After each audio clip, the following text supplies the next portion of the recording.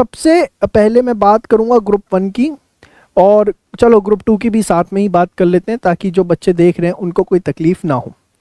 सबसे पहले हम बात करते हैं पेपर की अकाउंट्स की और एडवांस अकाउंट्स की। यहाँ पर बच्चे नंबर कहाँ पर एक्स्ट्रा ले सकते हैं जो उनके कटते हैं, और जो बहुत इंपॉर्टेंट है, बड़े ध्यान से सुनिएगा इस चीज़ को। सबसे पहले अकाउंटिंग स्टैंडर्ड्स। देखिए ये अकाउंटिंग स्टैंडर्ड्स क्या होता है, मोर और लेस प्रोविजंस ना सबको पता होते हैं कि भाई इसका ये प्रोविजन है, इसका वो प्रोविजन है एंड सो ऑन। लेकिन होता क्या है, अगर मैं बात करूं ग्रुप 1 और ग्रुप 2 में लगभग 20-20 नंबर के एएस आएंगे, लेकिन कोई भी बच्चा मैं देखता हूं कि जनरली जब वो अपनी शीट निकालता है तो 8 या 10 नंबर ही सिक्योर कर पाता है, इससे ज़्यादा नहीं ला पाता। कारण क्या होता है वो ज़रा सुनिएगा क्योंकि इससे आपको बहुत ज़्यादा हेल्प मिलेगी।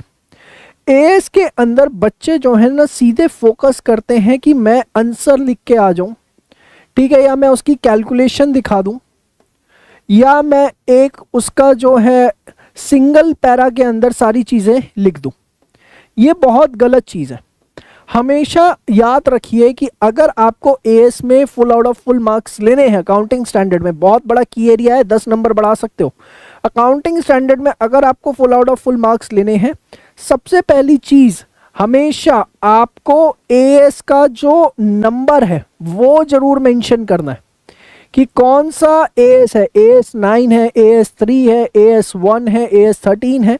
एएस का नंबर जरूर मेंशन करो, और अगर पूरा नाम याद है तो वो भी लिखो। पूरा नाम नहीं भी याद, सिर्फ एएस का नंबर भी मेंशन कर दोगे तो भी चलेगा, लेकिन एएस का नंबर मेंशन करना जरूरी है कि as per the provisions of as 9।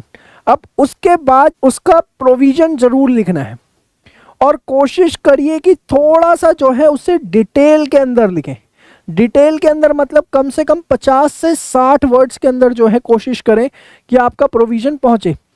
तो ये बहुत हेल्पफुल चीज़ है। मैं ये नहीं कह रहा कि आपको बकवास लिखनी है, लिखना अपने क्वेश्चन से रिलेटेड ही है।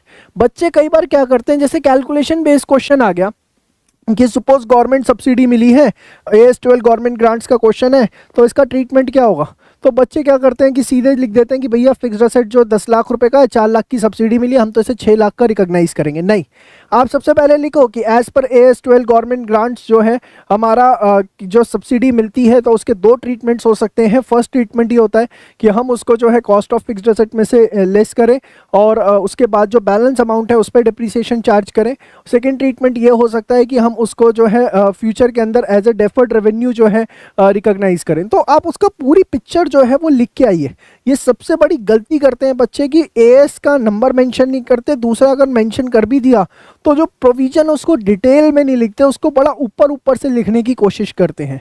ये डिटेल में प्रोविजन को लिखना बहुत बहुत ज़रूरी है अगर आपको एएस में पूरे नंबर लेने हैं। और उसके बाद फिर आप कैलकुलेशन करते हैं, कंक्लूजन करते हैं, वो वाला पार्ट आपका एकदम ठीक है। इस तरीके से अगर करेंगे तो आप एएस में आराम से 20 में से 20 नंबर लेके आ पाएंगे। आपको किसी भी प्रकार की कोई तकलीफ जो है वो नहीं होगी। तो एएस के अंदर 10 नंबर अपने मरने से बचा लो, प्रोविजन के ऊपर थोड़ा सा फोकस करो। और सर क्या जो परफेक्ट रिवीजन बुक के अंदर कंटेंट है एएस का, अगर उतना कर लें तो वो मोर देन सफिशिएंट है? जी हाँ, अगर आप सिर्फ उतना भी लिख के आ जाते हैं तो वो मोर देन सफिशिएंट है और कुछ आपको करने की ज़रूरत नहीं है। एग्जामिनेशन पॉइंट ऑफ व्यू से जो कंटेंट रेलिवेंट है वो हमने उसमें आपको प्रोवाइड कर रखा है।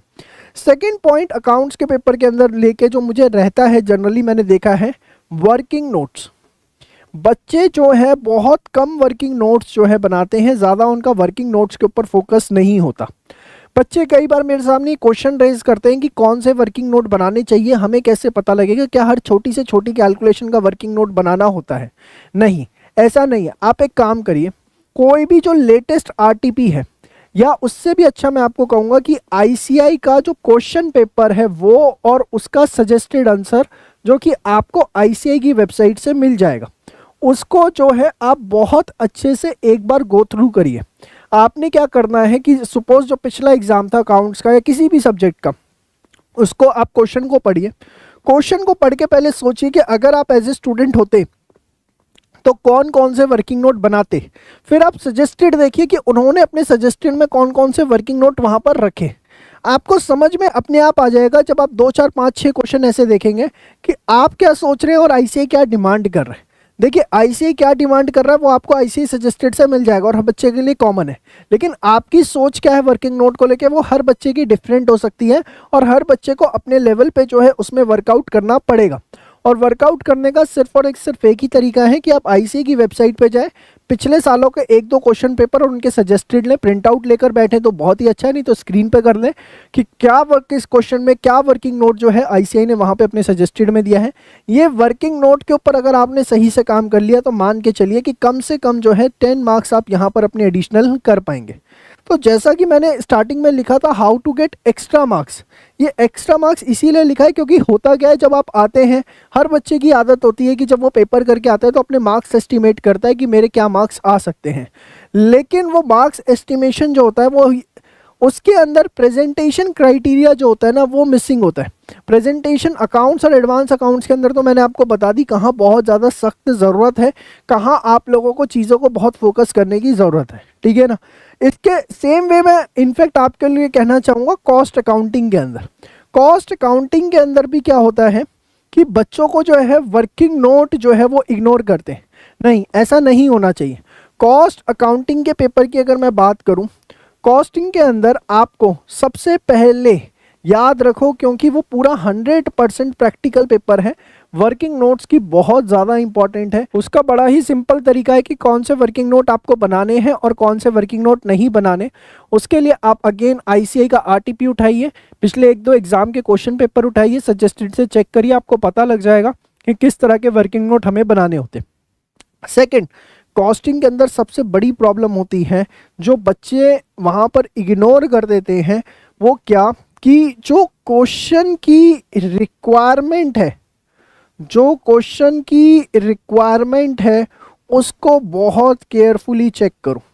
कई बार वो आपसे बोलेगा कि भाई क्वेश्चन में जर्नल एंट्री कर दो, आप अकाउंट बना के आ जाओगे। वो आपसे हो सकता है जैसे प्रोसेस कॉस्टिंग है, उसने आपसे सिर्फ बोला प्रोसेस अकाउंट का ये वाला पार्ट बताओ, आप स्टेटमेंट ऑफ इक्विवेलेंट प्रोडक्शन और पता नहीं क्या क्या बना के आ गए, ठीक है। तो आपको क्वेश्चन की रिक्वायरमेंट को बहुत केयरफुली पढ़ना है कि उसने कौन सी स्टेटमेंट्स मांगी है, वर्किंग नोट मांगा है, कैलकुलेशन मांगी है।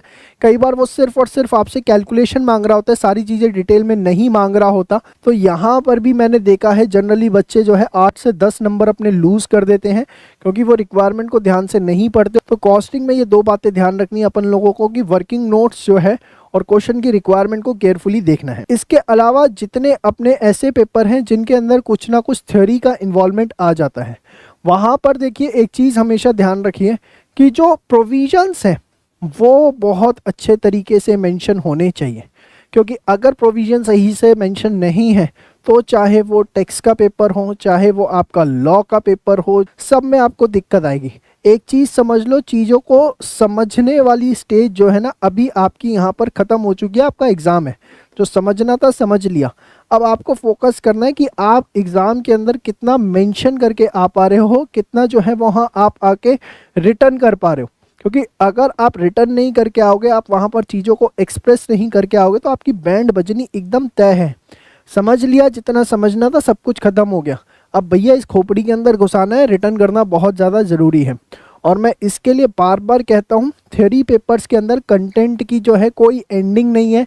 आप आईसीआई बुक पढ़ लो, 50 ऑथर्स की बुक कर लो, there is no end of the same. The perfect solution is your perfect revision book.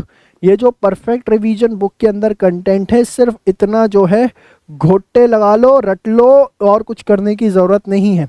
Text के पेपर में न्यूमेरिकल आएंगे, हर पॉइंट जो आप लिखोगे उसकी एक एक एक्सप्लेनेशन वर्किंग नोट में लिख के आनी पड़ेगी कि इस चीज़ का ट्रीटमेंट क्या किया, चाहे वो सेक्शन 54 का हो, चाहे सेक्शन 32 का हो, चाहे सेक्शन 36 का हो। Same way law, same way audit, यही एसएसएम तो पूरा ही लिखना है आपको। तो क्या लिख के आना है, क्या याद है आपको, वो सारा कंटेंट सर बना के लिख लेंगे। बना के लिखने से कुछ नहीं होता, हमें भी पता है क्या होता है। आप परफेक्ट रिवीजन बुक को जो है इस समय इसकी 2 टाइम्स अ डे रीडिंग शुरू कर दो, तो इतना कंटेंट आपने कर लिया तो it is going to be more than sufficient. तो उम्मीद करूंगा आपको समझ में आया कि कैसे एक्स्ट्रा मार्क्स लाने हैं। मैंने कोशिश करी सरल अक्षरों के अंदर चीज़ों को कवर अप करने की, और आज के लिए मैं आप लोगों से इजाज़त यहीं पर चाहूँगा बिना आपका समय व्यर्थ किए, क्योंकि समय बहुत कीमती है। परफेक्ट रिवीजन बुक लेने के लिए आप हमारे हेल्पलाइन नंबर 8888880402 पे व्हाट्सएप कर सकते हैं। तो आज के लिए इतना ही, मिलते हैं नेक्स्ट वीडियो में, तब तक के लिए बाय बाय। टेक केयर, जय श्री श्याम।